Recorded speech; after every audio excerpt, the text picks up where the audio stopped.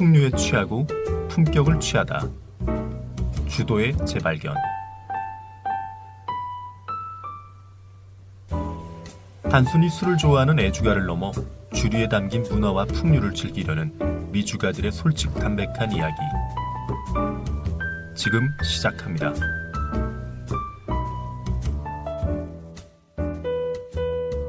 안녕하세요. 안녕하십니까. 안녕하세요. 안녕하세요. 오늘은 잔이유님이 되게 상큼하십니다.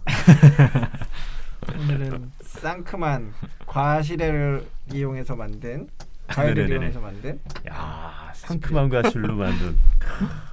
오늘의 주제하고 잘 어울리실 것 같은데요. 생긴 게 상큼하지 않아요. 왜 자꾸 그러세요? 아닙니다. 자, 오늘은 한번 저희는 브랜디. 네. 브랜디에 대해서 한번 알려드리겠습니다. 이게 제가 손님들하고 얘기할 때 꼭 많이 헷갈리는 분들이 요즘 듣기 힘든 말이지만 이게 양주야 아니면 이제 위스키도 브랜디냐 꼬냑이냐 이렇게 부르시는 경우가 많아요. 그래서 이게 분류를 잘 못하시잖아요. 그렇죠. 그래서 이제 브랜디 어떤 거죠? 브랜디가? 브랜디는 일단 일반적으로 이제 증류주의 카테고리에 들어가는 거죠. 그래서 증류주의 어떤 증류를 할 때 그 이전에 이제 원재료가 뭐냐가 중요한데 뭐 예를 들면은 위스키는 이제 곡물로 만들잖아요. 근데 브랜디 같은 경우에는 이제 과일, 그죠, 과실 같은 것들을 사용을 합니다. 그래서 뭐 가장 우리가 많이 이제 브랜디로서 알고 있는 건 꼬냑 같은 술이 있을 거고요. 꼬냑 같은 경우에는 이제 포도로 만들잖아요. 근데 그 외에도 이제 뭐 체리나 자두나 뭐 사과나 뭐 이런 되게 다양한 과일들로도 만들어요. 그러니까 브랜디가 어떻게 보면 꼬냑의 상위 이제 카테고리라고 보시면 되고요. 그 브랜디 위에 이제 증류주라는 카테고리가 있다고 보시면 될 것 같아요. 네. 그래서 이제 우리가 아까도 말씀드렸지만 브랜디하면 제일 먼저 떠오르는 건 포도로 만드는 이제 꼬냑 같은 술이 있을 것 같고, 그리고 사과, 체리 뭐 이런 것들로 만드는 뭐 깔바도스나 뭐 슈넵스나 뭐 이런 술들이 있어요. 그래서 가볍게 좀 소개를 좀 시켜드리겠습니다.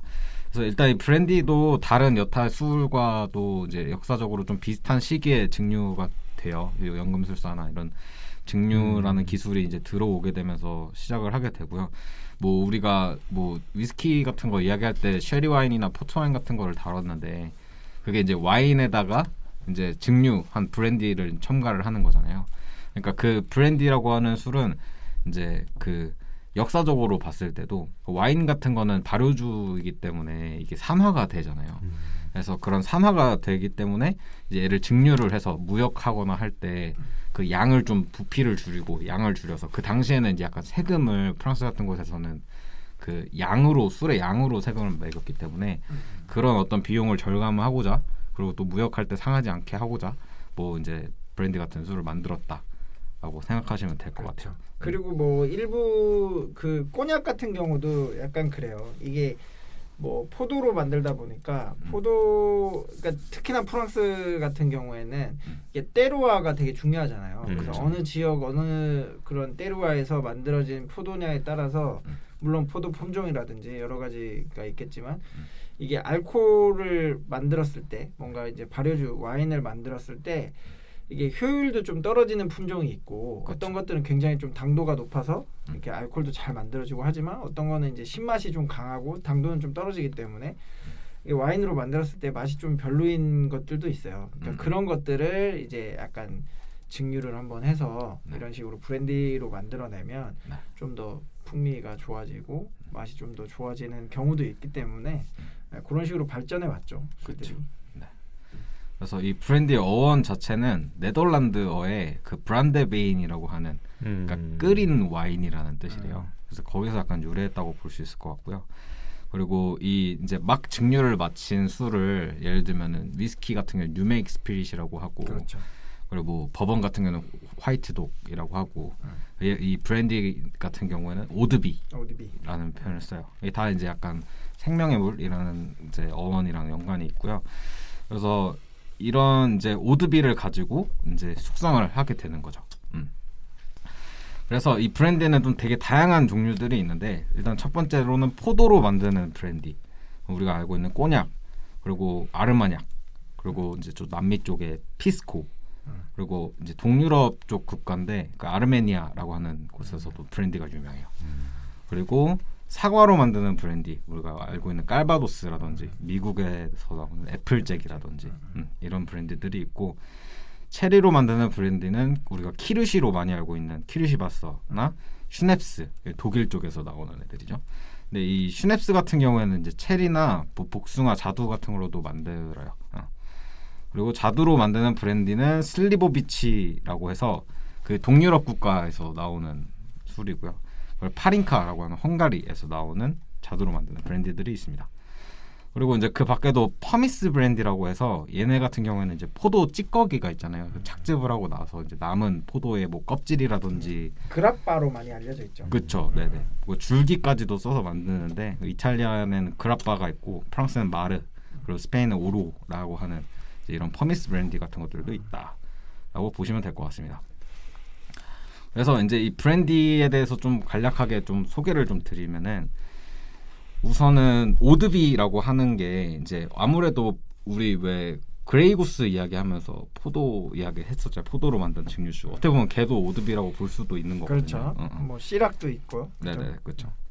그래서 일반적인 브랜디는 아니지만 브랜디가 완성되기 전 상태인 거고 갓 증류를 한 뉴맥 스피릿, 화이트 스피릿인 건데 이런 건 약간 피스코나 포머스 브랜디 같은 애들은 이런 그 따로 숙성을 하지 않은 오드비를 판매를 하기도 해요. 특히 이제 피스코 같은 게 유명하고. 그래서 아르마냑도 이제 이 단계부터 판매를 하긴 하는데 이거는 이따가 아르마냑에 대해서 이야기를 할 때도 말씀을 근데 이거 저는 한 가지 궁금한 게 이 브랜디는 그러면 그 보통 꼬냑 같은 경우는 알렌백 증류기라고 해가지고 약간 이렇게 독특하게 생긴 증류기를 쓰잖아요. 그렇죠. 근데 그러면은 이런 종류의 것들은 그냥 연속식 증류기 같은 그런 걸로 막 네네. 증류를 해도 상관없나요? 네, 상관없습니다. 특히 뭐 이제 아르마냑도 프랑스에 있음에도 불구하고 여기도 그 연속식 증류기를 쓰는 경우도 있고.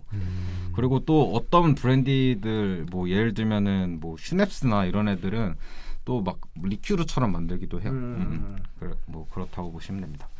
그래서 이런 브랜디로 가장 유명한 게 어쨌든 프렌치 브랜디잖아요. 그렇죠. 그러니까 프랑스에 있는 브랜디고 프랑스라고 하는 나라는 기본적으로 포도를 가지고 와인을 많이 만들던 그런 나라잖아요. 그렇죠. 근데 이 코냑에 대해서 조금 먼저 알아보자면 이제 코냑은 우리가 알고 있는 보르도라고 하는 이제 와인이 되게 유명한 곳이 그래서 살짝 위쪽에 있어요. 그렇죠. 근데 이곳의 포도가 아까 말씀하셨듯이 이제 그 백포도 자체가 조금 신맛이 좀 강해가지고 와인으로 만들기엔 좀 패급 와인이었던 거죠. 그렇죠. 근데 여기를 이제 증류를 하기 시작을 한 거예요. 그래서 이제 이렇게 브랜디로 만들게 됐는데 그 약간 형태가 그런 가정식 농가 같은 느낌인 거죠. 그러니까 각각의 이제 조그만한 이제 따로 증류소 하나가 크게 있다기보다는 이제 여러 이제 농가 같은데 증류를 각각을 해서 그렇죠. 큰 회사들이랑 계약을 해가지고 뭐 그런 식으로 납품을 하기는 저 하는데 옛날에는 뭐 다 간의 수공으로 하는 거니까요. 그냥 그쵸. 가양주 만들듯이 자기네 집에서 아름아름 만들어서 그냥 손님들 오면 뭐 좀 꺼내 놓고 이런 거였는데 그렇죠. 그런 게 이제 어떻게 보면은 커져서 만들어지는 거니까. 그렇죠. 그래서 원래는 이제 네덜란드인들이 이제 아까도 브랜디 어원이 네덜란드라고 했잖아요. 옛날에는 네덜란드인들이 막 많이 먹다가 이 브랜디라고 하는 시장이 커지게 된 거는 어떻게 보면 영국인들의 어떤 그 수요가 있었기 때문이거든요. 그래서 이 꼬냑을 만드는 이제 꼬냑이라고 하는 이제 지방이 있고 그 지역이 있고요. 특히 꼬냑 같은 경우는 되게 철저하게 뭔가 관리가 되고 있어요. 지금도. 예를 들면 스카치 협회가 있잖아요. 근데 스카치 협회 같은 그 룰 페이지를 보면은 뭐 3페이지가 안 넘어간다고 하는데 뭐 법원은 말할 것도 없고. 근데 이 꼬냑은 거의 막 15페이지가 넘어간대요. 그 룰 자체가. 그렇죠. 그래서 처음 이제 포도를 심을 때부터 병입할 때까지 어떤 되게 좀 철저한 룰이 있고 관리 감독을 하고 있다고 해요. 그게 뭐 AOC 같은 그런 거잖아요. 맞습니다. 근데 그게 뭐 와인뿐만이 아니라 뭐 치즈라든지 뭐 그런 여러 가지 어떤 제품이나 그런 거에 이제 규정을 많이 해놓는 게 있어요. 그게 원산지 통제 뭐 명칭 기율 뭐 이런 걸로 해서 정말 뭐 만드는 과정에서 예를 들면 뭐 포도밭에 그런 뭐 면적당 포도나무가 몇 그루가 있어야 되고 뭐 맞아. 물을 뭐 얼만큼 줘야 되고 뭐 이런 착즙을 또 얼마나 해야 되고 뭐 이런 규정이 정말 디테일하게 다 있다라고 하더라고요. 그렇죠. 그래서 그런 것들을 철저하게 지켜서 만들어야 되니까. 네. 그래서 간략하게 룰을 좀 이제 설명을 드리면 아까 말씀드렸듯이 꼬냑 지역에서만 자란 포도를 써야 돼요. 그쵸. 근데 이 그게 때루아의 그쵸. 개념이죠. 네. 그래서 이 품종 자체도 그러니까 우니블랑, 폴블랑, 콜롱바 이렇게 세 가지 중에서 90% 이상 원재료를 이 세 가지 중에서 사용을 해야 돼요. 근데 이게 옛날에는 이제 폴블랑을 많이 사용을 했대요. 폴블랑의 품종의 포도를 많이 사용을 했는데 그때 우리 이야기했던 필록세라라고 그렇죠. 하는 진드기 그 나무가 이제 포도를 거의 뿌리나무 포도나무 뿌리 진딧물 뭐였지? 아 갑자기 기억 안 나네. 아무튼 그걸로 인해서 이제 그쪽에 포도나무가 전멸을 했는데 이제 미국 쪽에서 품종을 좀 가져와서 개량을 한 이제 우니블랑을 요즘은 제일 많이 사용을 하고 있다고 하고요. 이 세 가지 중에서 90%를 사용을 해야 하며 그 이제 지역도 되게 중요해요. 여기 6가지 지역이 있는데 사실 이제 그 꼬냑도 원재료에 대한 어떤 품종이 중요하진 않아요. 품종보다는 지역이 되게 중요하다고 하더라고요. 그게 그렇죠. 그게 어차피 증류를 하고 뭐 이러니까 그것도 품종도 하나만 거의 위닝블랑만 많이 쓰는 걸로 알고 있거든요. 거의 그죠. 유니블랑 쓴다고 하더라고요. 네. 거의 그러니까. 대부분을 쓰기 때문에 거기서는 차별점이 거의 없고 꼬냑도. 근데 때루아 생산 지역. 그쵸. 그 6가지 지역. 제일 이제 최고로 치는 거는 그랑상파뉴에서 나오는 거. 그랜드 샴페인 뭐 이렇게 볼 수도 있고. 아무튼 그리고 뿌띠상파뉴. 그리고 보더리. 그 팽과 봉부와 보아 오르디네르. 아우 좋았어. 발음 좋은데요? 그래서 이 6가지 중에 어떤 지역의 포도인가에 따라서 약간 품질을 나눠요. 그래서 뭐 예를 들면 레미 마틴 같은 경우는 빈 쌍파뉴라고 해가지고 그랑 쌍파뉴랑 뿌띠 쌍파뉴를 같이 배합을 한 그렇게 사용을 하고 뭐 까물 같은 경우는 보더리 같은 제품들 따로 이제 라인업이 그렇죠. 되어 있잖아요. 뭐 그런 식으로 지역을 좀 때루아를 이렇게 명칭을 딱 해준다. 그런 것도 되게 중요해요. 그게 뭐 그랑쌍파뉴가 제일 뭐 제일 어떻게 보면 제일 좋고 그쵸. 그다음 뭐 뿌띠상파뉴 뭐 이런 식으로 가는데 사실 한 제일 좋은 지역 뭐 이렇게만 나오는 제품도 일부는 있지만 대부분은 블렌딩을 많이 한다라고 하더라고요. 그렇죠. 그래서 그걸 뭐라 그러더라?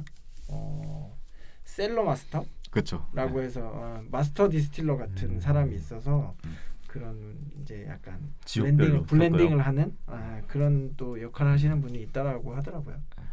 그러니까 이 꼬냑 자체가 직접 그러니까 스카치 같은 경우 싱글 몰트가 증류소가 있잖아요. 거기서 모든 뭐 증류가 이루어진다고 하지만 얘네 이제 꼬냑 같은 경우에는 각각 농가 같은데 100여 개랑 계약을 하는 거예요. 그래서 거기서 나온 원액들을 블렌딩을 하는 거 그 농가랑 이제 1대1 독점 계약을 하는 거죠. 그러니까 어떻게 보면 품질 자체도 약간 균일화 하는 예를 들면 막 5개, 10개 이렇게만 계약을 하면은 만약에 한 2군데만 약간 잘 안 나와도 약간 그렇죠. 이게 영향이 있을 텐데 그렇죠. 그렇게 하다 보니까 셀러 마스터가 이제 그런 역할이 제일 중요한 거죠. 어떻게 보면 균일화 시켰을 때.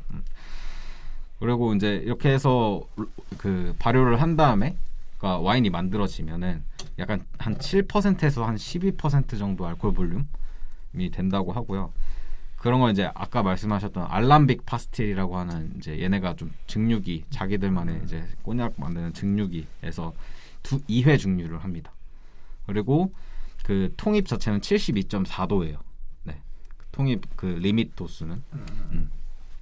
그리고 이제 오크통 자체도 프렌치 오크를 사용을 해야 한다. 네. 그러니까 어쨌든 이게 와인에서도 때루아인 것처럼 이 프랑스는 자기네 어떤 자국의 어떤 거를 다 사용해야 된다. 네, 그렇죠. 그런 걸 되게 중요하게 생각하는 맞아. 것 같아요. 네. 그래서 이 오크통 타입도 이제 트롱쉐나 리무쟁, 특히 리무쟁이 좀 유명한데 그 리무쟁 같은 경우에는 좀 나무 결 자체가 조금 헐렁헐렁하고 좀 공기가 드나들고 트롱쉐는 좀 촘촘하다고 해요. 그래서 리무쟁을 많이 사용을 한다고 하고 또 재사용 횟수는 상관이 없어요. 근데 이제 다른 이제 몰트나 그레인이 들어 있었으면 안 돼요. 그렇죠. 과일 증류주만 담겼던 통이어야만 한다고 합니다. 그리고 이제 제품을 출시할 때는 최소 2년 이상 숙성을 해야 하고요. 그리고 약간 이제 숙성 표기법이 따로 있잖아요. 곤약 같은 경우에는. 그렇죠. 네. 뭐 숫자보다는 약간 뭐 VS, VSOP 이런 식으로 약간 표기를 하죠. 네네. 그렇게 이제 표기를 하는데, 이게 얘네는 꽁뜨라고 하는 개념을 사용을 한다고 해요. 근데 꽁뜨가 뭐 다른 게 아니고 그냥 얘네는 4월 1일에 이제 통입을 한다고 합니다. 그러니까 수확을 한 다음에 그 발효랑 와인이 만들어지고 통입이 증류를 한 그 오드비가 나오는 게 3월 31일까지는 최소한 맞춰줘야 돼요. 그리고 4월 1일에 이제 통입을 하고 그 기점으로 매년 만 나이로 1년, 2년, 3년, 4년 이렇게 계산을 하는 거를 뭐 꽁뜨라고 하는데, 최소 2년 숙성이니까 그 얘네가 등급이 뭐 들어보셨겠지만 VS, 뭐 VSOP, 나폴레옹, XO, 더블 XO, 엑스트라, 뭐 리제르바, 뭐 이런 여러 가지가 있잖아요. 그렇죠. 예, 예. 근데 제일 많이 쓰는 거는 SOP. VS 아니 VO 그죠? 그렇죠. 근데 VO도 우리나라는 잘 안 들어와. 맞아요. 그죠. 우리나라 같은 경우는 VSOP를 많이 하고 VO, VSOP, 그다음에 XO. 요즘엔 더블 XO도 좀 보이긴 하더라고요. 그렇게가 제일 많이 쓰고 나머지 뭐 나폴레옹이나 이런 거는 요즘에는 잘 안 보이긴 하더라고요. 예전에는 많았는데. 그렇죠. 이게 한번 그러니까 설명. 이것도 최소 숙성 연도 네, 기준으로 맞습니다. 말하는 거죠? 네네네. 최소 숙성 연수 기준이고요. 옛날에 막 별로도 하고 막 이랬었는데 이걸 맞아. 좀 그 헤네시가 좀 그렇게 약간 체계화를 하면서 다른 데도 이렇게 쫙 따라가는 느낌이 있었다고 그렇죠. 하더라고요. 예전에 뭐 모리스 헨신가? 네네. 그 사람이 처음에 별점으로 이렇게 준 걸 기원으로 해서. 네네. 아. 그래서 VS는 베리 스페셜이라고 해서 최소 2년 이상 숙성. 그리고 VSOP는 베리 스퍼리얼 올드 페일 4년 이상 숙성. 그러니까 이 VSOP는 또 따로 무슨 왕가의 자기만을 위한 술을 의뢰를 했는데 이름 좀 따로 붙여달라 해서 이렇게 생겼다고 하는데 그래요? 뭐 아무튼 올드 페일이 약간 뜬금없으니까 그래서 4년 이상 숙성이고요. 6년 이상 숙성은 나폴레옹. 그리고 약간 옛날에 언제 기점인지 모르겠는데 엑소가 6년 이상이었던. 그게 2017년도인가 18년도인가 얼마 안 됐어요. 네. 최근에. 네. 그 얼마 전에 바뀌었다고 하더라고요. 6년이었는데 10년으로 바뀌었죠. 네네. 엑소가 이제 10년이 된 거죠. 그리고 더블 엑소, 엑스트라 올드가 14년. 14년. 그리고 이제 그냥 엑스트라 혹은 리제르바, 파밀리아 뭐 이런 거 20년 이상. 그렇다고 합니다. 그렇군요. 네. 엑스트라가 20년 이상이었군요. 네. 근데 여기서 이제 약간 이제 아셔야 되는 게 그 꼬냑만 이게 보증이 돼요. 다른 뭐 알마냐기나 뭐 다른 여타 브랜드들은 이거를 차용을 하는데 걔네는 그 룰이 따로 없기 때문에 마음이야. 네 그거는 좀 유의하셔야 됩니다. 저는 이제 꼬냑 지방을 갔다 온 적이 있는데 역시 아닙니다. 운 좋게 갔다 왔는데 가면 이제 그 유니블랑하고 이제 뭐 폴블랑, 콜롬바 같은 것들을 네. 저는 이제 까미오 증류소를 갔다 왔어요. 까미오를 갔다 왔었는데 이제 실제 이렇게 작은 정원에서 이렇게 키우고 있고 그걸 이제 맛을 볼 수 있게 해줘요. 그러면 이제 그 열매가 이제 맺혀 있으니까 따서 먹어보게 되는데 보통 이제 국내에서는 이제 시큼하다라고 표현을 하잖아요. 근데 안 쉬어요. 뭐 생각보다 이게 뭐 맛있는 포도 먹었을 때 단맛은 아닌데 새콤하진 않아요. 이것도 제법 단맛이 나요. 그래서 제가 먹었던 철이 좀 많이 익었을 때인지 모르겠는데 먹었을 때 생각보다 다네 하는 느낌이 날 정도로 신맛이 많이 안 났어요. 유니블랑이요? 다 먹어봤었는데 다 그럽니다. 알이 좀 작아요. 이렇게 그쵸, 포도 알이 그쵸, 크지가 그쵸. 않고 좀 작은데 좀 그랬던 기억이 나고 얘네가 또 이 지역도 뭐 보도리가 이제 그랑쌍파뉴하고 뿌띠쌍파뉴 옆에 이제 보도리가 있는 거잖아요. 위쪽에 약간 있죠. 위쪽에. 네. 그래서 이제 보도리 지역에 데려가서 이제 보여주는데 확실히 좀 위스키는 처음보다 후를 숙성이나 이제 나중에 이제 증류하고 나서 장기 보관을 중요시 여긴다면 얘는 이제 처음에 그걸 중요시 여기는 거예요. 지역이라든가 내려와. 네네 그런 걸 확실히 중요시 여기더라고요. 오히려 뒤로 가면은 숙성에 있어서는 조금 떨어지는 느낌이 나는 게 오크통을 보여주는데 여기 뭐 재사용에 대한 제한이 없잖아요. 그래서 네네. 오히려 자랑스럽게 얘기를 해요. 이게 뭐 한 100년 100년. 가까이 된 오크통이야 아하. 이러면서 보여주면 까뮤 로고가 틀려요. 그게 음. 거기 이제 프린트가 이렇게 돼 있는데 요즘 로고하고 틀린 십자문인데 좀 모양이 조금 틀리는 게 있어요. 그래서 이제 옛날 통을 아직도 쓰고 있다는 거에 대해서 자부심을 갖는데 저희가 생각할 때는 이미 물이 다 빠진 거잖아요. 그쵸, 이제. 그쵸. 오크의 물이 다 빠진 건데도 굉장히 이제 자랑스럽게 얘기를 하더라고요. 근데 보도리 쪽에 가지고 땅을 이렇게 파더라고요. 그랬더니 이렇게 자갈들이 나와요. 하얀 자갈들이 나오는데 그걸 서로 이렇게 부딪히면은 약간 그 부싯돌? 네네. 그래서 부딪히고 나면 약간 화양내 같은 게 좀 올라오더라고요. 그게 이제 이 보도리만의 때루하다 뭐 이렇게 그렇죠, 얘기를 그렇죠. 하더라고요. 그래서 이제 보도리에서 나오는 애들만 따로 관리를 한다 하더라고요. 이게 뭐 보도리 지역이 약간 뭐 화사한 느낌의 그런 플레이버들을 네 맞아요. 많이 좀 낸다라고 알고 있는데 그게 뭐 토양이라든지 그 뭐 백악질의 뭐 어떤 토양 막 이런 얘기 많잖아요. 그런 것들이 어떻게 보면 다 때루가에 들어가는 거니까 그 지역을 나누는 그 크루라고 하잖아요. 그 딱 이제 고급 와인을 만드는 그 지역 포도원 지역을 딱 나누는 것서부터 이미 걔네들은 아무리 잘해봐야 얘네들을 못 따라가는 거야. 이미 거기에서 이제 등급이 다 나눠져 있어서 예, 태생부터가 이제 다른 거죠. 안 됐다. 그리고 증류기도 가서 보면 되게 조그매요. 생산량이 알람비 이렇게 킹. 많은데도 와 증류기가 이렇게 조그맣구나. 그리고 한 쌍밖에 없어요. 여러 쌍이 있는 게 아니라 그래서 이걸로 이걸 다 만들어요 할 정도로 그리고 이제 쉬지 않고 계속 돌리나 보다. 포도를 수확하는 트럭이 한 2층 버스만 합니다.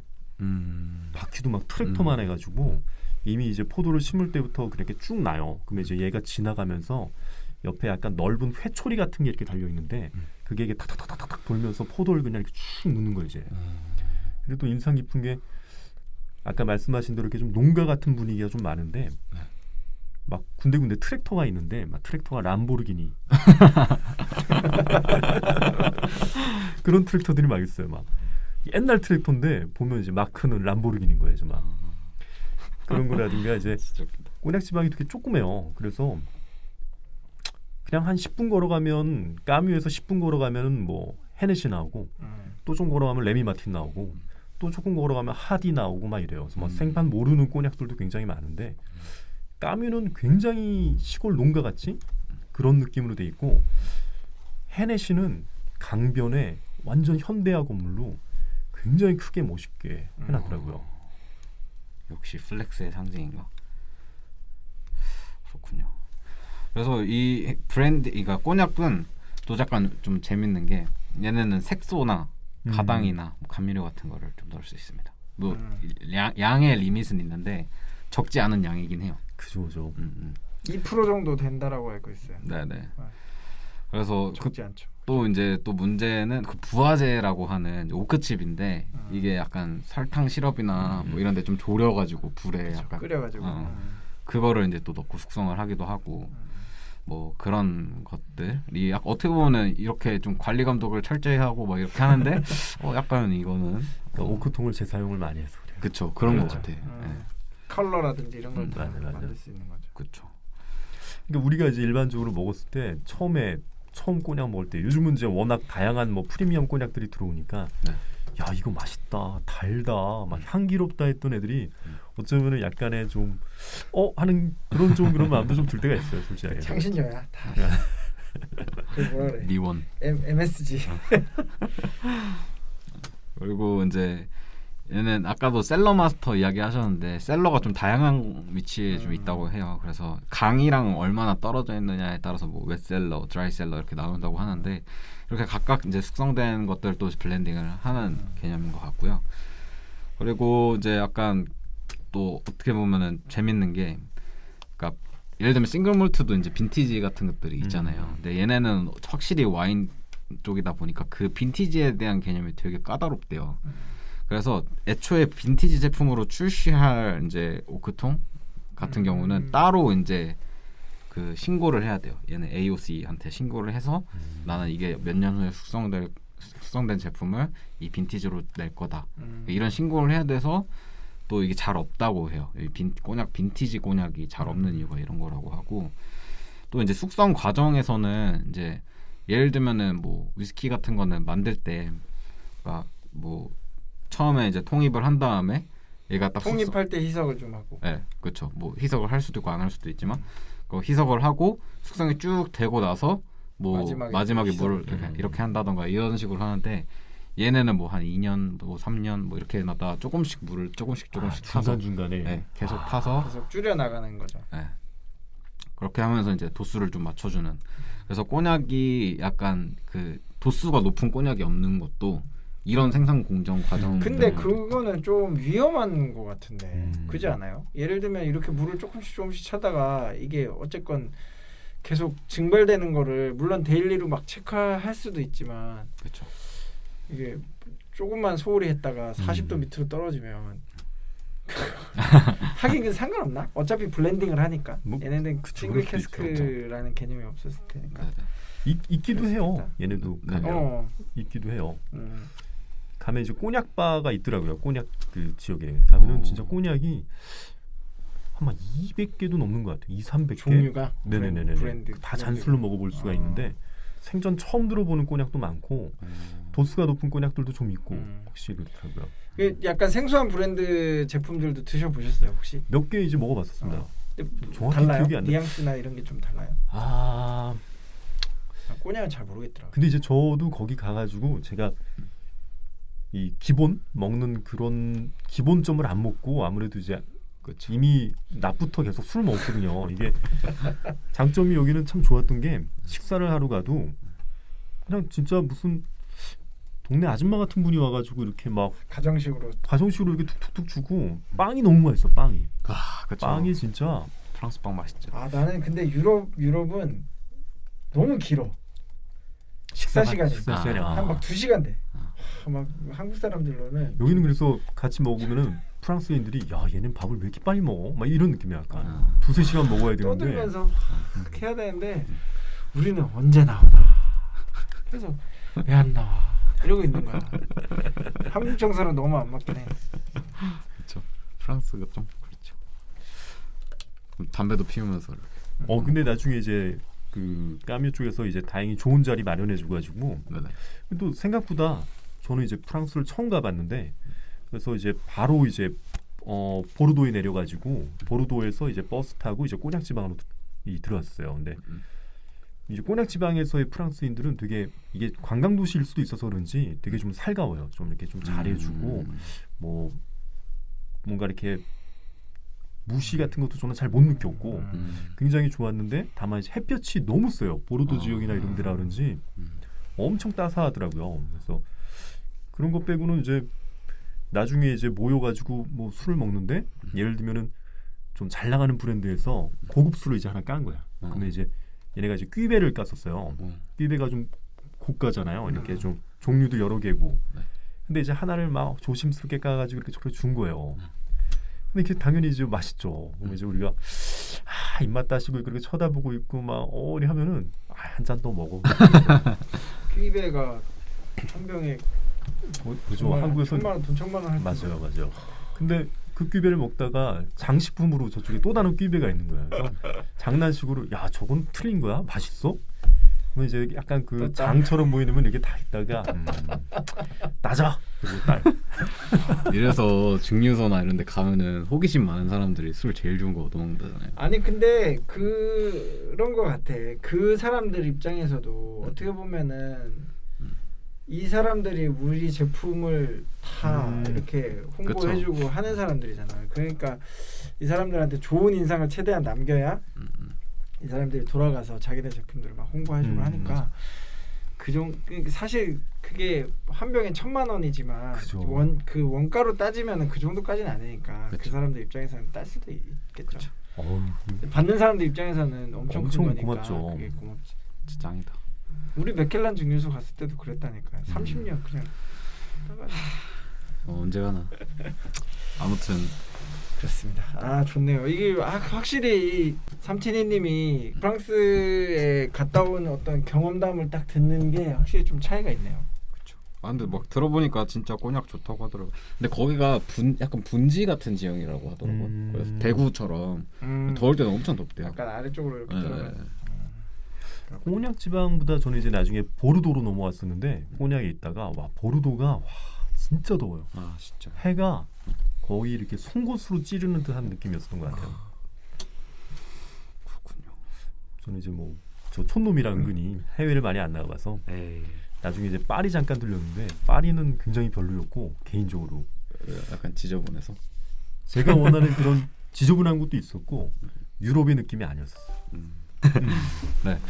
그리고 이제 이런 꼬냑은 또 숙성을 한 50년 이상 넘어가면은 그냥 호리병 같은 데 담아 놓는다더라고요. 그러니까 더 숙성을 안 캐스크에서 한대요. 캐스크에서 빼서 그래서 그 호리병을 이렇게 모아놓은, 저는 안 가봐서 모르겠지만 헤네시 같은 데는 그렇게 호리병 이렇게 보관을 해놓고 거기를 무슨 파라다이스라고 부른대요. 그 셀러를. 아무튼 근데 뭐 예를 들면 뭐 레미 마틴 같은 그 루이 13 같은 데는 한 100년 이상 숙성된 뭐 오드비라고 해야 되나? 그쵸. 뭐 원액도 들어간다라고 알고 있는데 그 좀 차이가 있나 봅니다. 네네. 난 100년이면 그럼 어떻게 숙성을 하는 거야? 난참 신기해. 중간중간에 물을 넣으니까 이제 아무래도 아, 오래되지 않을까요? 그럴 수 있겠다. 근데 그렇게 하면 진짜 아까 말했지만 증발하는 게 하긴 뭐 나중에 블렌딩 할 거니까 상관없을 수도 있겠다. 그 생각보다 캐스크가 커요. 옛날 것들 엄청 커요. 맞아요. 캐스크에 제한이 없다고 했으니까 그렇죠. 사실 사이즈가 작은 애들도 있는데 한 200~300리터도 있는데 그 옛날 것들은 굉장히 뭐 웬만한 튠 사이즈 이상일 것 같은 느낌으로 커요. 그렇습니다. 아르마니악도 좀 얘기해 주시면 좋을 것 같아요. 네네. 네네. 그래서 좀 재밌는 게 저도 이번에 알아보다가 이거 실제로 프랑스인들은 꼬냑을 그렇게 많이 안 마신대요. 그렇죠. 꼬냑이, 생산을 하지만 위스키를 많이 마시고. 네, 위스키를 많이 마시고 정작 그 뭐라 그러죠? 이걸 내수. 아니 그러니까 소비를 하는 거는 영국 사람들이 네. 많이 마시고. 네. 그래서 꼬냑은 실제로 뭐 수출이 한 거의 97%뭐 이렇게 된다고 하더라고요. 그래서 약간 그런 브랜디를 즐길 때는 프랑스인들은 주로 알마냑을 즐긴다고 합니다. 그래서 이 아르마냑은 이제 그 꼬냑 오른쪽 밑에 쪽에 있어요. 네, 거기쯤 있는데 그 최초 기록은 1310년이에요. 생각보다 되게 오래됐어요. 그래서 그 가스코뉴라고 하는 지역에 있는 아르마냑에 위치한 그런 이제 증류소들인데 여기가 실제로 되게 시골이래요. 지금 고속도로도 없는 그런 시골이라고 하고 그 약간 재밌었던 거는 그 이동식 증류기가 이렇게 돌아다니면서 좀 약간 두부 장수처럼 그럼 이렇게 자기들이 이제 포도 수확하고 발효한 것들을 다 가지고 갖고 와가지고 이제 증류를 하고 뭐 이런 식으로 한대요. 그럼 그 왔어 증류하러 가자. 그렇죠. 그래서 그 증류를 마친 거를 약간 자기네 집 창고 뒤에다가 그냥 넣어 놓는 거야. 근데 꼬냑 같은 경우에는 이게 다 계약이 돼 있으니까 뭔가 품질 관리도 하고 뭐도 하고 이렇게 하는데 아르마냑은 그런 게 아니잖아요. 그냥 그러다가 뭐 누가 사려고 오면은 팔고 뭐 이런 거니까 좀 러프한 느낌이 있죠. 그리고 아무래도 뭐 이동식 증류기로 하다 보니까 2회 증류까지도 안 하고 1회 증류를 하는 곳이 많다고 하고요.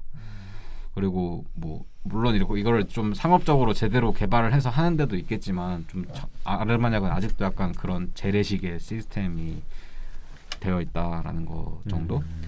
그리고 얘네도 이제 포도 품종은 뭐 우니블랑 많이 사용을 하는데 특이하게 이제 바코 같은 것도 사용을 하고 생산 방식도 꼬냑이 가지고 얘네도 그게 있어요. 그 BNIA라고 해서 관리하는 데가 있기는 한데 근데 그래도 이제 꼬냑보다는 훨씬 생산 방식이 자유롭고요. 그리고 약간 품질의 편차가 좀 많이 난대요. 그러니까 그럴 수밖에 없을 것 같기도 그렇죠. 하고. 품질 관리가 어떻게 보면 까다롭게 하지 않으니까. 네네. 그래서 또 도수도 편차가 엄청 있는데 얘네들은 이제 꼬냑처럼 막 물을 타면서 숙성시키지도 않고 그래서 어떻게 보면은 좀 꼬냑을 이제 막 드시던 분들이 어떻게 보면 당도 타고 감미료도 타고 막 이런 걸 좀 알게 되고 어느 정도 이제 좀 꼬냑들을 드시고 나서 알마냑 쪽으로 넘어가는 경우가 있다고. 근데 뭐 어떤 느낌인지는 알 것 같아요. 뭔가 이렇게 봤을 때도 좀 뭔가 매력적인 느낌이 있는 것 같고 좀 더 날것의 느낌이 좀 있네요. 네. 그리고 아르마냑 드셔보셨잖아요. 그 1938년 빈티지인가요? 오, 30년 빈티지.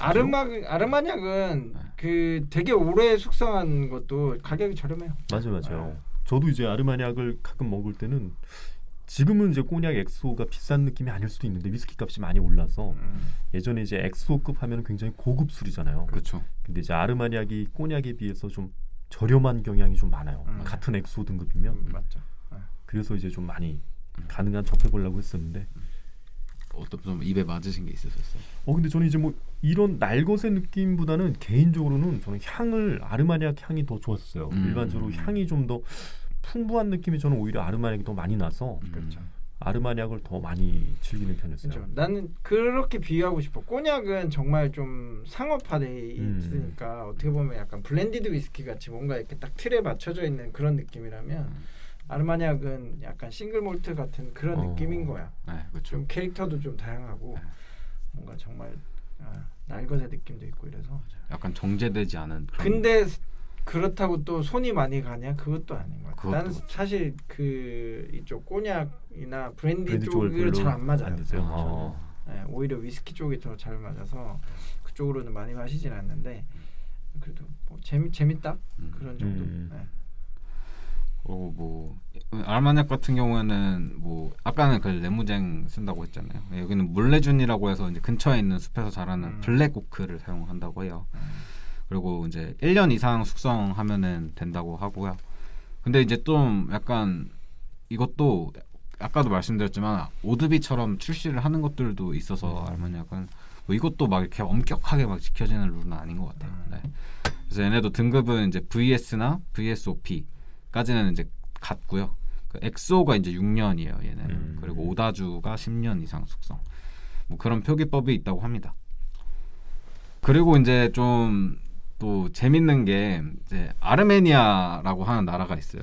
아르메니아 브랜디가 이게 되게 역사가 깊더라고요. 저도 잘 몰랐는데 그 아르메니아라고 하는 이제 유럽 동쪽에 있는 유럽 국가들 중에 이제 아르메니아라는 나라가 있는데 여기는 그 아라라트 산이라고 해서 이 아라라트 산이 성서에 나오는 곳이라고 하더라고요.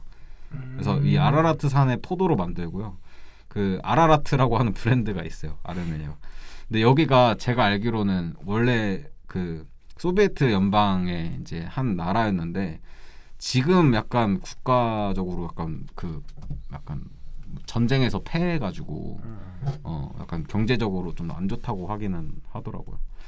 그래서 이 아르메니아 같은 경우에는 뭐 3년 숙성 이상한 경우에는 별 3개, 5년 숙성 이상은 별 5개 이런 식으로 고유 표기법이 있는데 얘네는 이제 뭐 아르메니아 꼬냑 이런 식으로 자칭하다가 이 프랑스 협회에 약간 항의를 들은 적도 있고요. 그래서 꼬냑이라는 단어를 쓰면 안 된다. 그렇죠. 그래서 약간 좀 그런 좀 룰이 얘네는 좀 체계적이진 않은 거죠. 어떻게 보면. 네. 그래서 약간 좀 지금 품질도 약간 일정치는 않은 것 같은데 이 브랜디라고 하는 역사에 있어서는 좀 빼놓을 수 없는 되게 오래된 기원전부터 역사를 갖고 있는 곳이에요. 여기는 와인을 만들었다는. 그래서 약간 동부 유럽 쪽의 브랜디, 포도로 만든 브랜디는 얘네도 좀 유명하다 정도. 네. 그리고 이제 또 포도로 만드는 게 피스코가 있잖아요. 페루나 칠레나 이쪽에서 만들어지는 곳인데 이 피스코가 항구 이름이잖아요. 그래서 그쪽에 이제 약간 새콤한 시큼한 포도로 만드는 이제 애들이고 피스코 같은 경우는 진짜 이게 약간 원조 논란이 엄청 있잖아요. 페루랑 칠레랑. 네네. 페루가 결국에는 이겼나요? 결론이 안 났나? 잘 모르겠어요. 결론이 안 나셨나? 아무튼 뭐 어디가 원조냐 하는데 페루 쪽을 좀 더 들어주는 걸로 알고 있습니다. 네네. 그래서 얘네는 이제 주로 화이트 스피릿 같이 해서 형태로 나오는 경우가 많고 피스코 같은 경우는 이제 칵테일로도 피스코데이도 있고 그렇죠. 해서 뭐 피스코 사워 뭐 이런 거 많이 만드니까 네네. 조금은 익숙한 느낌이 그렇죠. 없지 않아 있어요, 그죠? 네네. 네. 그리고 이제 좀 우리가 브랜디 하면 또 남자분들은 군대에서 뭐 엑소 적힌 술들 한 병씩 PX에서 보잖아요. 그렇죠. 근데 또 막 괜히 한 병씩 이제 사와가지고 막 집에 갖다 드리고 이러는데, 그러니까 이런 식으로 약간 이 브랜디도 꼬냑처럼 엄격하게 관리가 되지 않는 곳에서는 그 꼬냑 지방의 어떤 것들을 차용을 많이 해요. 근데 그렇죠. 실질적으로 어떤 증류소인지도 모르고 있는 브랜드인지도 몰라요. 그래서 약간 이런 걸 유령 브랜디라는 표현을 쓰는데 약간 병은 화려하고 포장은 화려한데 실질적으로 이게 뭐 한 2년 숙성된 건데 엑소 붙어 있고 이런 경우가 막 에펠탑 모양으로 돼 있고 그죠, 막 에펠탑 무슨 뭐 용 모양으로 용 돼 있죠, 있고 용. 막 그쵸. 많죠. 그리고 뭐 무조건 엑소 막 달려 있고 그죠. 그렇죠. 포장만 화려한 근데 가격은 막 10,000원, 20,000원대고. 그렇죠. 여러분들 이제 이런 거에 속지 마시기 바랍니다. 근데 이제는 뭐 포도로 하는 거는 뭐 이 정도 브랜드들이 있는 것 같고요. 그 외에 이제 뭐 좀 유명한 것들 사과로 만드는 것, 깔바도스나 애플잭 뭐 이런 것들. 얘네는 이제 사실 한국에서 뭔가 깔바도스 같은 경우에는 그래도 좀 접해 볼만 하지만 그 애플잭도 뭐 칵테일 같은 경우 좀 사용하고 약간 사과로 만들다 보니까 확실히 그 약간 사과 졸인 것 같은 느낌이 좀 있고 저는 뭐 품질 좀 숙성을 오래 하거나 이런 깔바도스는 마셔본 적이 없어서 어떤 뉘앙스인지는 잘 모르겠지만 그냥 뭐 적당히 어떤 사과의 뉘앙스가 있어서 나쁘지 않고 되게 달콤하고요. 사실 뭐 이런 브랜디 같은 경우는 뭐 꼬냑이나 아르마냥 정도를 제외하면 국내에 이제 뭐 그러니까 수입하는 것도 많지 않을 뿐더러 이게 많이들 찾지를 않으시니까 그게 막 뭐 예를 들면 유럽 여행을 갔다 오신 분들이 뭐 그라빠 막 이러면서 뭐 그라빠 좀 찾으시고 뭐 이렇게 하는데 사실 그 수요가 많지가 않으니까 맞아. 바나 이런 곳에서도 그런 걸 구비해 놓기가 되게 애매하긴 해요. 그리고 수입해오는 수입사 입장에서도 뭐 이렇게 구색 맞추기로 갖고는 들어오지만 이게 수요가 많지 않으니까 굉장히 뭐 소량 가지고 들어오거나 뭐 이런 식이라서 일반 분들의 입장에서는 굉장히 좀 생소하기는 해요. 그렇죠. 아르마략이나 뭐 깔바도스는 그래도 요즘 조금 보이는데 그렇죠. 깔바도스 정도까지는 이렇게가 딱 정말 네. 그런 것 같습니다. 요즘 뭐 워낙 꼬냑이 그냥 일반적으로 알려져 있는 3대 꼬냑 하면 뭐 헤네시, 레미 마틴, 까뮤 외에도 좋은 꼬냑들이 많이 들어오고 있었어. 그렇죠. 프리미엄 꼬냑들이. 네. 얘네들이 좀 가당을 좀 안 하는 편인 거잖아요. 프리미엄 그렇죠. 꼬냑들이. 네네. 그래서 맨 처음에 꼬냑을 드시는 분들이 이 프리미엄 꼬냑들을 드시면 얘는 더 비싼데 왜 더 달지도 않고 향기롭지도 않아 이렇게 말씀하시는 분들이 많아요. 근데 이런 이제 그 약간 그런 헤네시나 레미 마틴이나 까뮤 같은 것들은 어쨌든 좀 고숙성 제품들도 많이 나오고 그리고 확실히 그러니까 어떤 엑소급 정도만 돼도 그 향을 맡았을 때 되게 좋은 퍼포먼스를 보이고 있잖아요. 그리고 또 특히 고숙성 같은 경우는 약간 우마미라는 표현도 막 쓰는데 그렇죠. 그런 향들을 즐기려고 드시는 거라서 뭐 위스키도 마찬가지고 꼬냑도 마찬가지지만 정말 뭐 고가의 제품과 그냥 엔트리급 코어 제품과의 어떤 차이는 정말 종이 한 장 차이일 수 있어요. 근데 그 어떤 작은 디테일 차이 때문에 그런 많은 돈을 지불하고서는 그것들을 찾아서 마시는 분들이 있다는 거죠. 아까 말씀하셨지만 그게 굉장히 고가고 왜 이렇게 비싼데 왜 이렇게 맛없어? 이렇게 말씀하시는 분들도 꽤 많이 있어요. 근데 맞아요. 그거는 뭐 느끼시는 어떤 경험에서 오는 그 스펙트럼을 충분히 못 즐기시는 걸 수도 있고 또 본인한테 안 맞는 걸 수도 있고 뭐 무조건 비싸다고 해서 다 맛있고 다 좋은 건 아니니까. 저 이제 꼬냑은 그나마 이제 제가 좋은 점이 고숙성으로 가면 솔직히 이제 위스키에서는 꼬냑의 고숙성하고 비슷한 가격대를 먹었을 때 오일리한 경우가 많지 않은 것 같아요. 근데 이제 꼬냑은 좀 오일리한 경우가 좀 많아서 그렇죠. 저는 이제 그 느낌이 좀 좋은 때가 있더라고요. 확실히 와인도 그래요. 저도 최근에 와인을 보통 집에서 먹거나 하면은 뭐 굉장히 좀 저가 와인을 주로 마셔요. 한 5만 원 언더 네네네. 와인을 먹는데 5만 원 정도면 마트가 5만 원 정도면 꽤 고급이죠. 3, 5만 원 정도면 근데 꽤 먹을 한 만하죠. 5만 원 이상 되는 와인을 이렇게 최근에 한 병 마셔봤는데 이게 캘리포니아 피노누아 와인이었어요. 근데 캐릭터가 완전히 제가 지금까지 마셨던 거랑 좀 다르더라고요. 그러니까 그렇죠. 그런 어떤 약간 와우 팩트가 딱 느껴지면 확실히 좀 맞아요. 뭐지? 약간 이런 느낌이. 그게 저는 맛있다고 느끼진 않았어요.